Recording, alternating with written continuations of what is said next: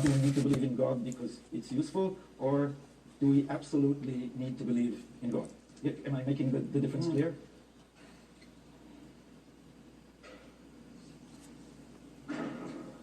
That question always stops me. Take your time. You need to aim at a transcendent. You need to aim at some transcendent ethic. You have to do that. And the reason for that is that the transcendent ethic is the way that things are put right. It's not an illusion. And it's not a mere rational construct. It's not an invention. It's none of those things. It's something that you discover. And you discover it despite yourself. Like, see, one of the things Nietzsche proposed when he talked about the death of God and the potential for catastrophe that would emerge as a consequence of that was that people would have to create their own values. We'd have to replace the external valuation scheme that religion provided with something that was psychological, let's say. It's fine. It's a daring hypothesis. The psychoanalysts, especially Jung, were great students of Nietzsche.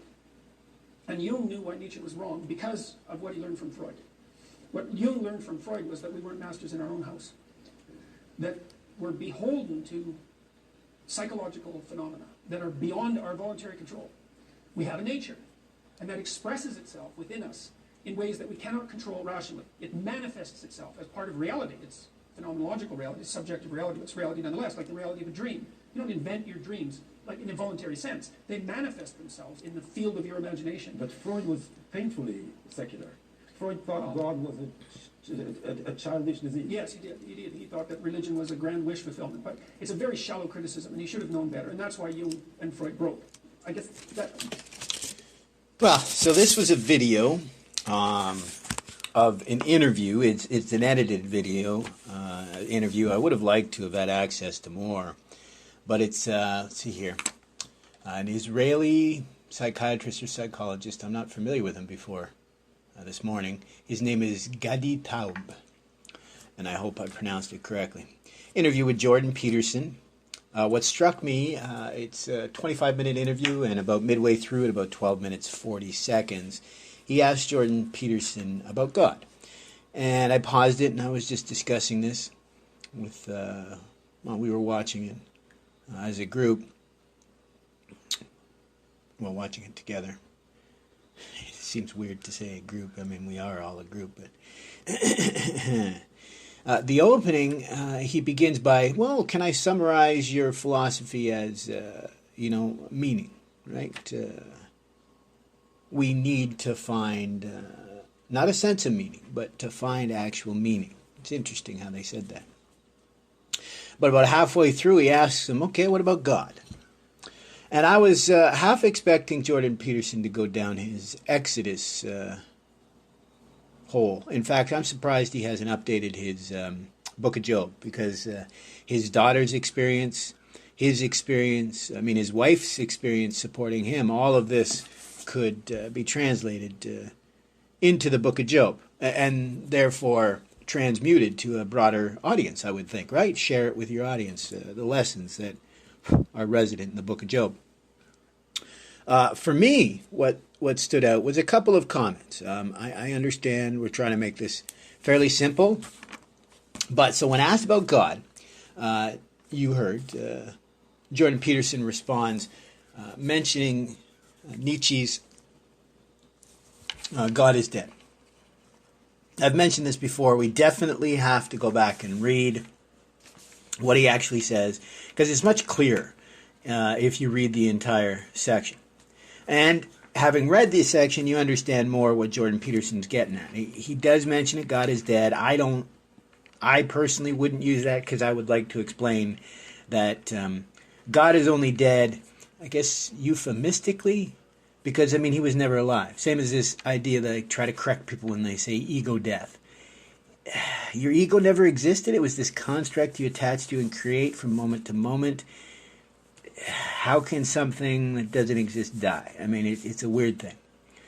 But Nietzsche was very clear, and Jordan follows it up by explaining exactly what he was trying to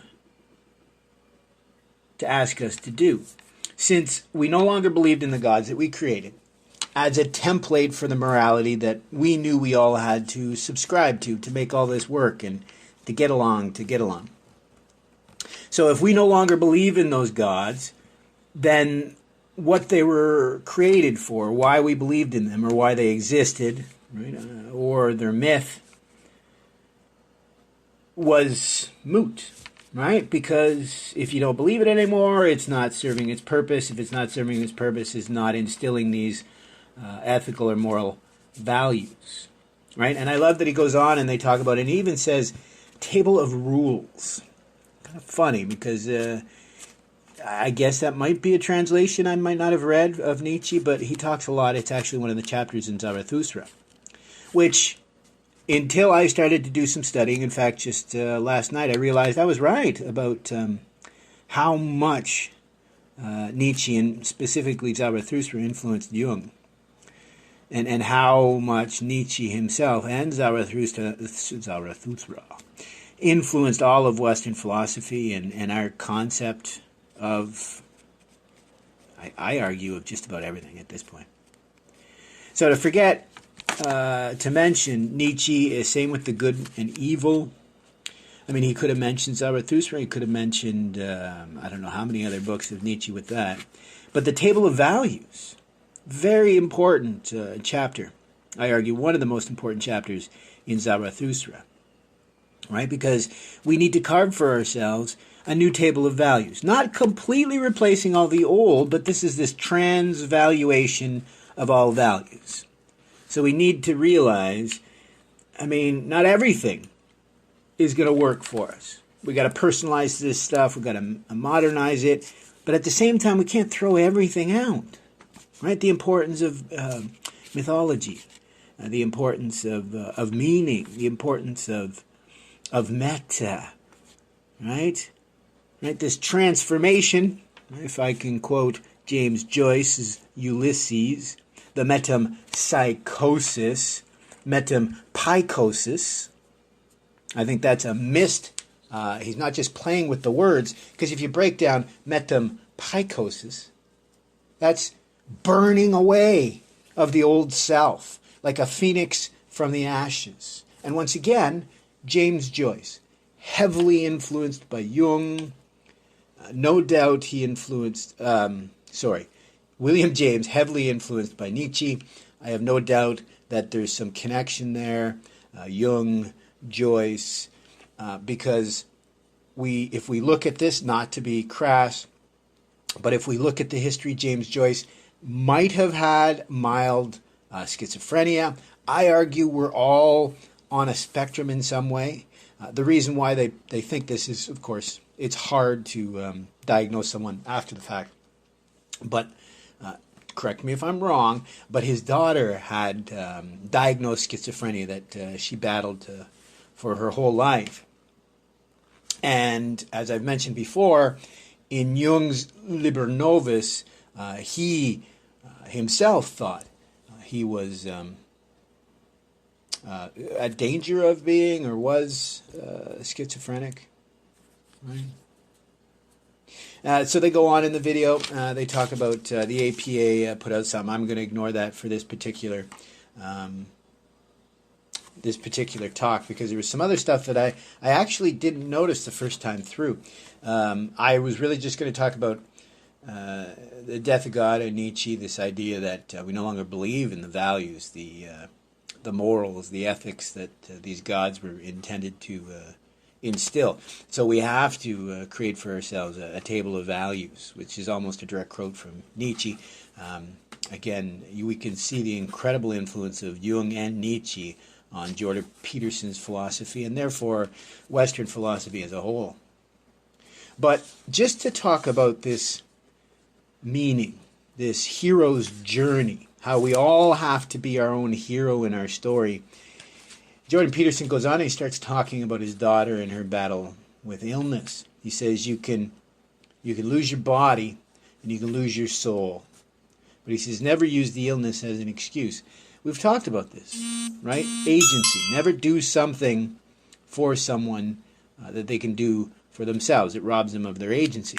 So arguably, if you rob yourself of a task that you can do, but you use victimhood to tell you, no, my illness will not allow me to do that, you yourself are robbing yourself of agency.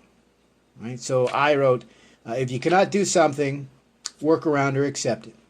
But never use this to avoid doing what you know you should do. That was from Jordan Peterson, that last sentence. I believe that is almost a direct quote of what he said. So he asked about believing in God, right? I believe it was about a belief in the transcendent ethic, the morals.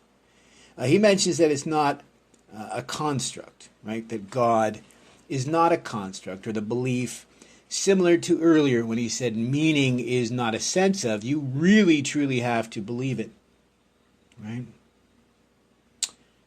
He says, this is so true, I love this line. You discover it despite yourself.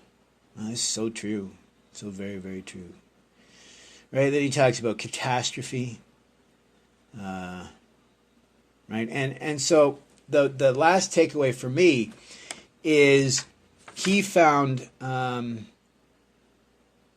they talk a little about evil, we'll get to that in a moment, but what he found is where he related to learning that we're not masters in our own house. Right? But I argue, wait a minute, Jung does say that we're not masters in our own house. I mean, one of my favorite, it's not a direct quote, but one of my favorite quotes from Jung is this idea that the majority of evil or bad or stuff that we're not happy with, whatever you want to call it, the status quo, right, as it is, not how it should or could be. The status quo tends to be sourced in the fact that the majority of people walk around completely unconscious. So that's what Jung was getting at, this idea that we're not masters in our own house because we don't utilize our free will. We don't bring to bear our free will because we tend to be so unconscious. We tend to be so distracted. We tend to be so trapped in System 1 thinking. System 1, Type 1, the automatic type thinking, arguably the consciousness we all share with animals. Our initial consciousness when we're young and we grow into our Type 2, our System 2 thinking, our higher order thinking, something that evolves over time.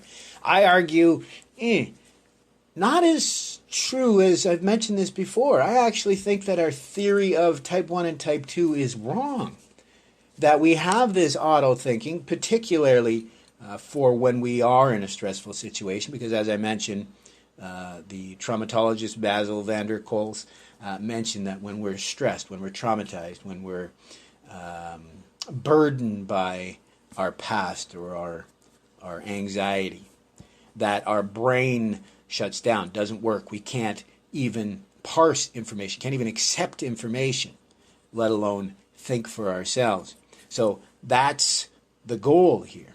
And for me, I don't see this, like I mentioned about children learning at a certain age language better than, I think it's more of a mindful fact that our Type 1 and Type 2 are separated not by biology and need or evolution, but the reason why we use our Type 1 and Type 2 thought process, or our automatic or mindless or unconscious type thinking more than our higher order is because we just don't practice it. We just don't work it like a muscle. This is where I've mentioned that dyslexics show the incredible power of the mind if we actually bring it to bear. The example I tend to use is Rubens' vase. That's that picture. It's essentially an optical illusion of two vases or candlesticks facing each other. And depending on the person, on average, they'll either see vases or candlesticks or faces. But the beauty of the dyslexic mind is they see both at once. And depending on me, I used to have a harder time flipping between them. Now I'm able to flip and even see them both at the exact same time. I think this is an example of this mindful. I mean, I have another example. Well, I've mentioned before with LSD that I believe that this sort of mindful practice allows you to control the psychedelic experience to a degree that many others cannot. But it's just a skill that's developed, a muscle, right, that you train. It's like a bicep, as it were. So what I mean by that is I think we arguably could remain in our higher order thinking all the time. Because look at high-functioning dyslexics, look at a high-functioning traumatized people where their automatic self needs to be suppressed because it is so reactive, or they're so detached from their somatic experience or their actual experience, which is why I find this video as well hilarious, because he brings this up, but they just kind of glaze over it. The importance of Jung's individuation process as it relates to, good and evil, what's good or what's bad, what you like, what you don't like. It's an understanding of who you are, of the world around you, and it's the gestalt of existence, right? You can't separate who you are from your experience, same as you can't separate how you interact with your reality and your perception of reality and the nature of reality. All of this is all tied together, right? So that's why I mentioned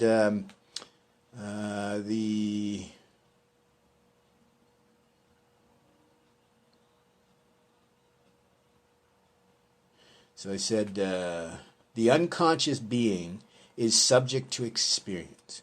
But then I mentioned presence. So I've mentioned that already. What I'm talking about is an unconscious being. They discussed this. An unconscious being is subject, like I said, not a master in his own house, but that's only because he's allowing events and experience to propel him, instead of applying Nietzsche's Willenmacht, this your will propels, right? And so I just mentioned, he mentioned that Freud called God a childish disease. It is in the sense that if you believe in God is something separate from oneself. I mentioned this, was it last night? So what were we talking about? I think, oh, yeah, okay, so this weekend I just started a new course on the goddess. It's being taught by Professor Timilsina. He's one of the foremost experts in Sanskrit, Vedanta, Kashmiri Shaivism. And this is about, it's Shakti and Krishna and Kali. So it's this idea of the feminine aspect. So it can be the God aspect, Brahman nature, but in a female form. I've mentioned this before with Avalokitesvara, the Bodhisattva of compassion, can manifest as male or female, right? So we were watching this, and I loved it because Timilsina, who is a devout tantric practitioner, still teaches this for all people to be able to use these lessons. So when he's talking about this, he ends up explaining this union with the goddess, the divine principle,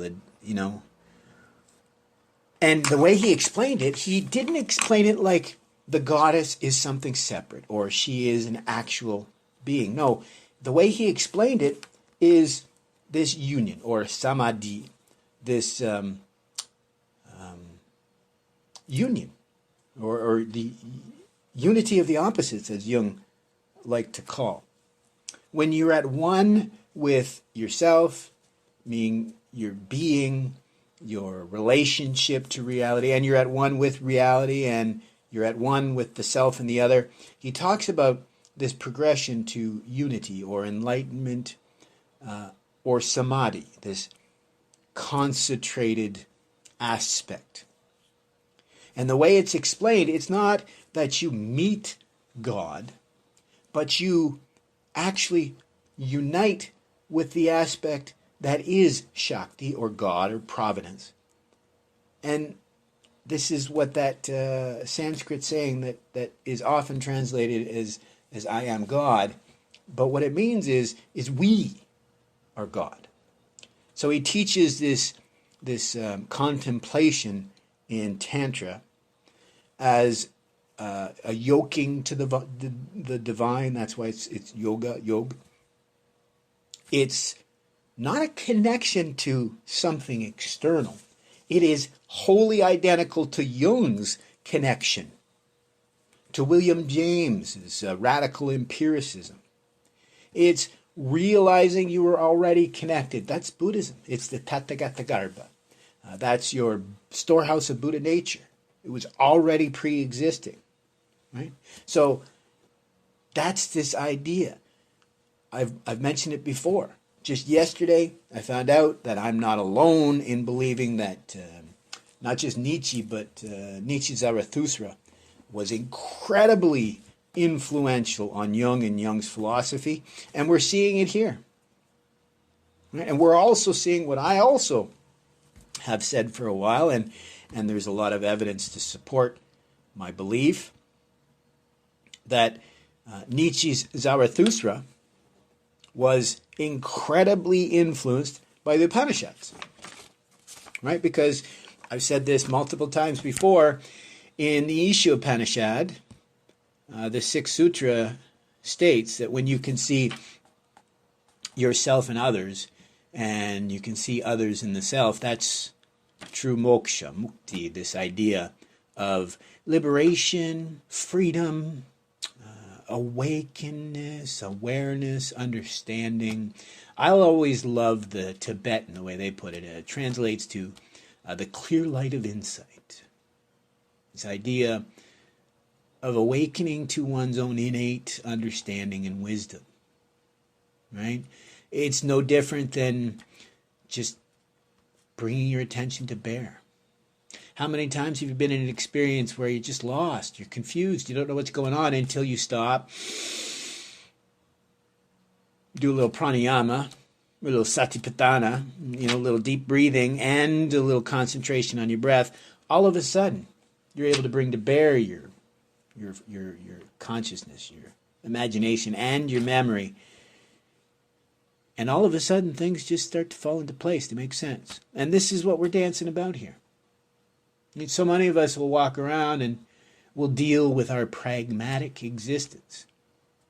But how many of us even consider a radical empirist aspect, right? Or Nietzsche's synchronicity, right? I love that because it is so true.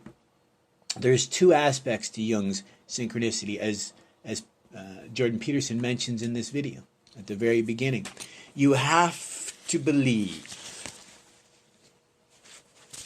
Right? Synchronicity can be like deja vu. Right? It's like, oh, cool, that's kind of nice. Now you can just see it as, what would you call it? Kismet, chance, happenstance. But Jung was really getting at this idea, not dissimilar from Camus' absurd. You got to embrace it. Embrace it, even if you don't see. That's what I've mentioned. Psychology has shown that the human creature cannot see, incremental advance. So we have to believe, we have to trust in the process. So this is exactly what's teaching, right? You'll see synchronicity, but it's until you really embrace it as manifest, as not a concept, as not chance, as not Jung's happy fiction. I mean, that is one thing I wouldn't criticize Jung for. Right? He calls it the happy fiction. But let's be honest. If by truly having trust, I mean, you can't say belief, but faith has a toxic connotation to it in the West, English. So let's just say trust. If you have a trust that synchronicity will guide, right? That's Sanskrit. This is why you hear about bhakti so much. Devotional practice, bhakti. But it's only because it's incredibly important and so often missing. I mentioned faith in Sanskrit because it is very clear what it's meant to teach. Shraddha, depending on how you want to pronounce it. I'm not too worried about it. It's the concepts that I'm worried about. So faith, Shraddha. It's commitment, it's confidence and devotion in the path you follow. That's no different than the definition of religion in the West, but it tends to be the third or the fourth definition. Most people don't read past the headlines anymore. Right? So that's my only criticism. And I mean, I would agree with Jordan Peterson when he said, where is it? This idea that it tends, you discover this despite yourself, right? Because I've explained this before. I'm strongly in the camp of agnostic. I always have been. When I was young, I didn't mind calling myself an atheist, but you know, people misunderstand. But I've always been in that maybe camp. I don't know. I can't prove yay or nay. But I was too much in the doubts, too much in the skepticism camp.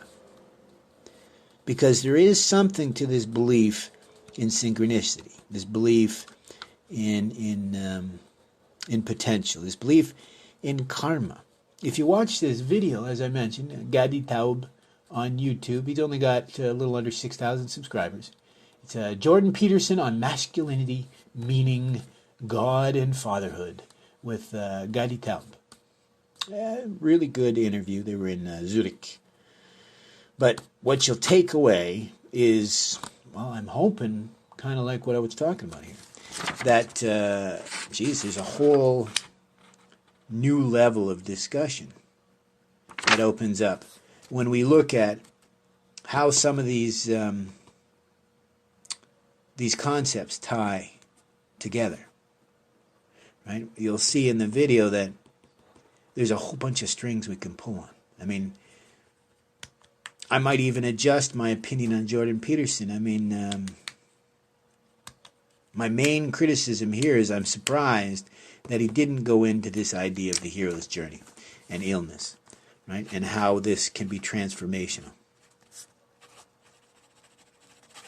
Right? So that's the lesson of not becoming a victim of your illness, because as Jung said, the secret is to become a hero in your own story, right? So if you cast yourself as a victim, how can you be the hero? I mean, you can be a wounded hero, but not a victim, right?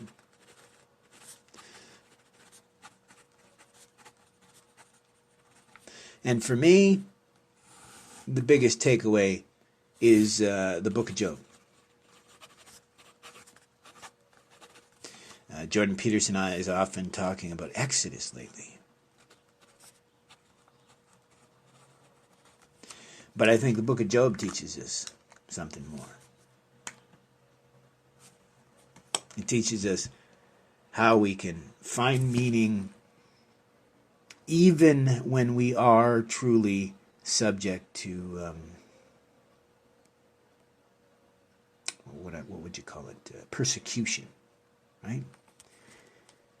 That's, I guess, probably my final takeaway. When you watch this interview, my biggest takeaway is there was a missed opportunity to explain that that's how you can transition from victim to hero, and in so doing, you change how you contextualize everything in life. If you're the hero of your own story, then you're no longer a victim. It's impossible to balance those opposites, right? You can be wounded, you can have setbacks, you can be bruised and battered as a warrior. But the only person that can defeat you is you, right? That's the real lesson that, I mean, if we go back and look here, if Jung were to say we're not masters in our own house, the real reason is because we haven't taken up residence in our own house as of yet. That's Carl Jung's individuation, right? To reside in one's house.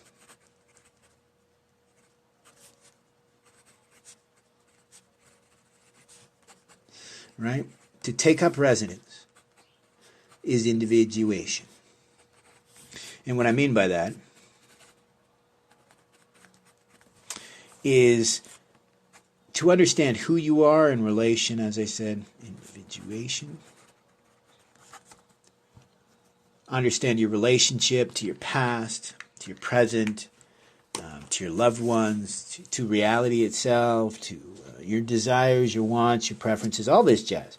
To know thyself is to know thy motivation, is to know thy destiny, in the sense of what you want to do, right? So he's not wrong when he says we're not masters in our own house. But the problem is that not that we're unable to be masters of our own house. The problem is that we have chosen not to be, consciously chosen not to be masters in our own house. And we've done that for so long, many of us don't even realize that it's possible. I mean, and I've said this a million times, I think placebo proves the potential. Because if we can heal strictly by believing in something, right? It's the same idea of what Jordan Peterson was talking about. You can't have just a sense of meaning, same as you can't have the sense of placebo. You can't believe in placebo to heal. You have to believe in a protocol. Right? So if that protocol is exercise, if it's philosophy, if it's charity, if it's compassion, if it's pity. I mean, the same can be said of many negative drives. They can give a sense of meaning and purpose, but they tend to denature, right? Because this whole discussion of you're either atrophying or you're growing can be said of the self, can be said of the subconscious, of the unconscious, whatever you want to call it. If you're not working on those muscles, they get weaker. As they get weaker and weaker, and this is my theory here, eventually you lose track of it ever having been a skill that you possessed. And thus walk around completely unconscious, helpless. I'm such a victim. When, as I've said before, it takes but a moment to choose a different path. For oneself, for others, for the universe, right? This cliche of changing oneself changes the universe, because immediately when your perception changes, your reactions change, your perspective changes, it changes everything. Habit, sure, but all it takes is the commitment to continue to make those choices, and eventually that becomes the default. I had no idea until recently. Had a little scare with shingles. Still don't know if I've developed shingles. That's usually a big deal because it's supposedly a really horrible and painful disease. But in my research of shingles, what I found out is, I found out that there's this, I can't remember what they call it, but it's some sort of a nerve damage that causes permanent pain, even after healing in certain areas, right? So you can get a section of shingles, which is just a skin disorder, but because of the whatever is acting on the skin, it's an organ, right? Damages the nerves, and you can have pain for permanent is what I understood, right? It can permanently damage the nerves, and the nerves overreact, causing you to have regular pain. Well, the disease that I do have, and I have had for a long time, the one that took nearly 10 years to get diagnosed with, to understand what we were battling. I'd already learned that I needed to fight inflammation, but I had no idea what I actually was dealing with. In the end, it's a skin disease, not unlike, I don't know about the skin disease, but sorry, it's an autoimmune disease, not unlike, or an autoinflammatory disease, depending on how you define them. Not unlike lupus, in a sense that it affects so many parts of the body, but stick to the skin idea. I always just assumed it was just me. And I have stage 3 hidradenitis suppurativa. I say superativa because it's such a super disease. Super rare, no known cure, and dermatologists consider it one of the most horrible. And now I'm starting to realize why. The pain that is attached to HS, which is the short form for it, tends to be quite intense. And I misunderstood. I thought the doctors were always talking about the pain of when you have a localized abscess or something like that. But no. What is actually worse is, well, for example, I suffer from what is likely fibromyalgia, but we'll never know because I have other inflammatory conditions, so they can't differentiate the inflammatory markers in the blood. But what I also wonder is HS may actually be causing the exact same sort of pain, because I'll have pain in joints and it'll just come and go. But what I learned is what really harms these people is even after, say, a bout of shingles, when it goes away, it can damage the nerves so bad that these people have constant, ceaseless pain. Right? So I misunderstood. I thought it was my scar tissue from having healed in different areas, that was what was painful, because they talk about scar tissues pulling that. But no, it's this nerve damage that results in permanent chronic pain. So as I mentioned before, a disease, right? You can lose your body, or you can lose your soul. You can lose both. I mentioned this before. Since so many of us are traumatized, so many of us are ill, not only is that a traumatizing experience, but I've mentioned this, you get so disconnected from your body that sometimes you don't even notice these things. Like there were times that I wouldn't even know that I had abscesses until I was in the shower soaping up, because you compartmentalize this stuff because it is so traumatizing. But what I've come to realize is, wow, I am so much stronger than I've ever given myself credit. But at the same time, I'm horrible in so many ways. So I manage some incredible suffering, some incredible pain. The book of Job does resonate for me, but not the way you'd think, just in the fact that, we can get through anything. But I'm also guilty of what Jordan Peterson mentioned. There's so much I can't do. I am so limited in so many areas, but then there's areas that I'm not limited. Like this morning, I wanted to share Carl Jung's Access to the Active Imagination, share how I do a live I Ching reading. But of course, I'm not good with the cameras, and I'll have to figure out how to use the streaming software again. And my laptop is so old, I don't want it to freeze and crash, overheat and die. And I mean, you could find a million reasons why. But arguably, even if I had walked people through, put up a still picture, if I put up a still picture of the reading and then walk people through how I do the reading, that would be more than nothing. Or if I were to finally get around to actually sharing my story of how I've been able to get my diseases, many of them intractable, many of them without proper treatments, yet I've been able to manage them. My complex trauma, I'm an 8 or a 9 on the adverse childhood experience rating. So, I mean, arguably I should be in jail, I should be addicted to all the drugs, I should be a criminal, I should be a wife beater, I should be a psychopath, I should be just a mess. But that I've devoted my entire life to healing others and trying to minimize my toxic effect in this world. Or my allergies.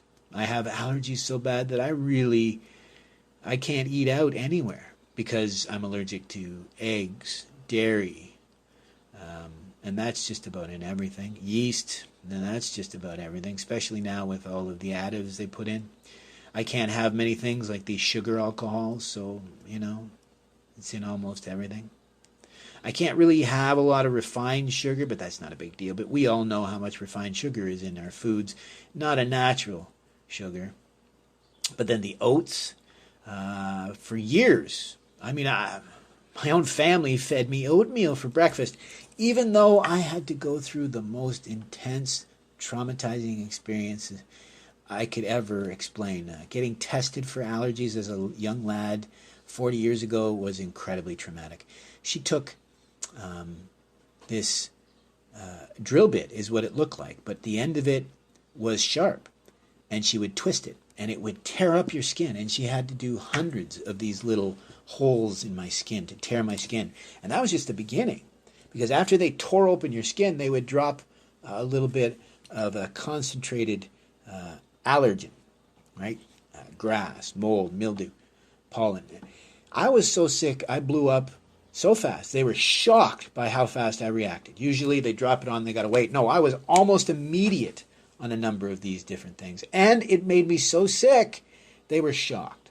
That tiny little bit of some of the stuff I was allergic to dropped on my skin actually caused me to have a histamine response. Right? In like, what would you call it? A global histamic response, if that's correct.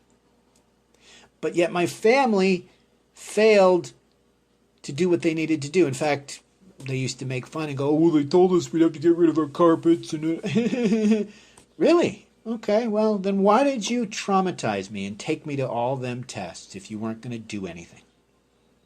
Because for Easter, I got yogurt bunnies. Disgusting. Just a ton of sugar, too. Like, why don't you just give me health food, fruit or something like that? That would have been awesome. Especially me as a young lad. I liked fruit. Get me a toy or something like they do with Hanukkah, right?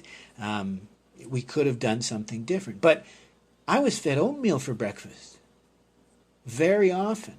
Or Cheerios. Aren't they made with oats? And yet,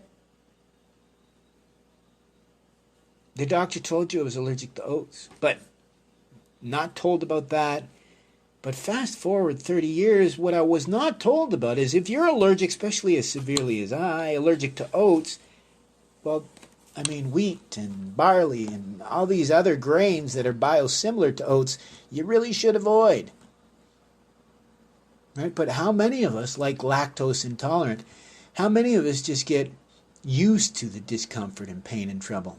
I mean, I know a number of people who are so lactose intolerant, it gives them actual intestinal distress, but they still eat dairy. Won't give up their cheese. That seems to be the most common one that people won't give up. But arguably, most of us are lactose intolerant. The number is 70, 80, 90% of us shouldn't be eating dairy after we're weaned. Some of the evidence is the Iceman that was found, I think, in Austrian Alps was actually lactose intolerant. He was also carrying cannabis, hemp, for healing, which, by the way, was also, an offering to Dionysus in the one of the mystery religions, the cult of Dionysus. Indian hemp was one of the donations. I love how it ties in. And as I said earlier, Tantra also ties into my love of Northrop Frye and being a Canadian, right? Northrop Frye made his career on opening up William Blake's poetry. And arguably, I guess I've discovered my destiny lies in opening up the aphorisms of Nietzsche, right? Being able to explain to people what Zarathustra really is. It's not as complicated as many people like to make out. I've talked about this before, right? I've been told by people that they don't read Jung because it's so hard to get into. Even Jordan Peterson mentions how difficult his books are. So that maybe is my destiny, the fact that I love to read Zarathustra. Nietzsche's Zarathustra. I read Carl Jung's Liber Novus. I love it as well, but I realize it's because it's almost like fan fiction based off of Nietzsche's Zarathustra. And Zarathustra I love because I love the Upanishads. I love the Bhagavad Gita. I love the Dhammapada.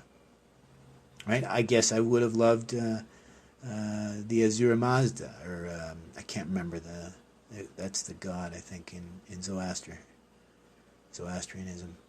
Whatever their holy books were, I'm pretty sure I probably would have loved them as well. This idea of a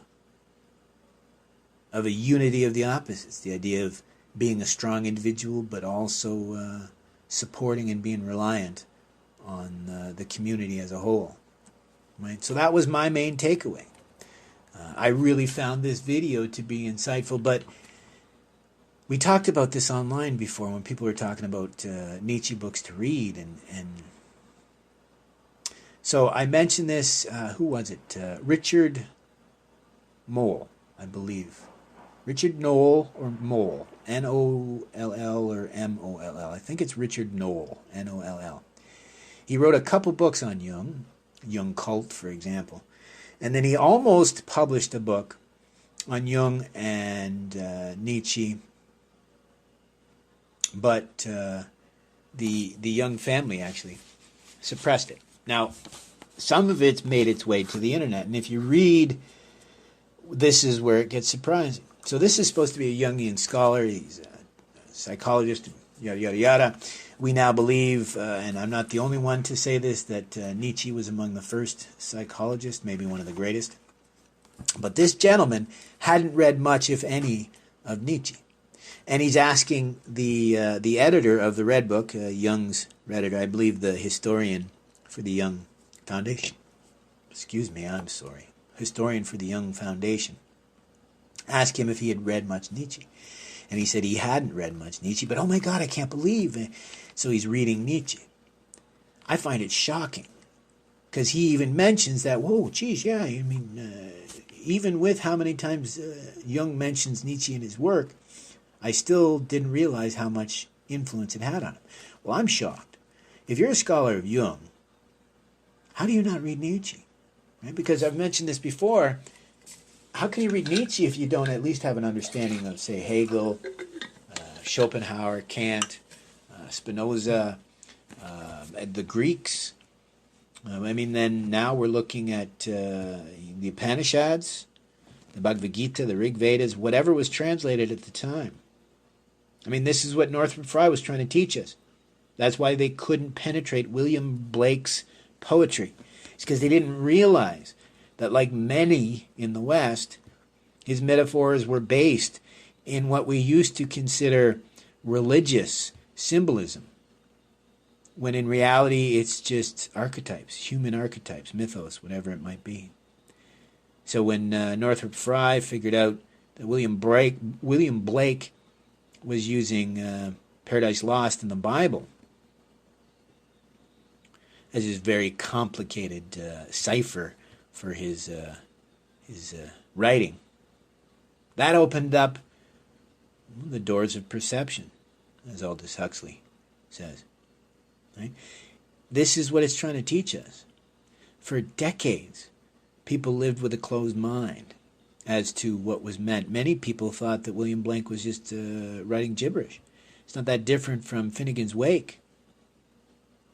Right? It seems like gibberish until you have the understanding, the verbiage, the language to express it.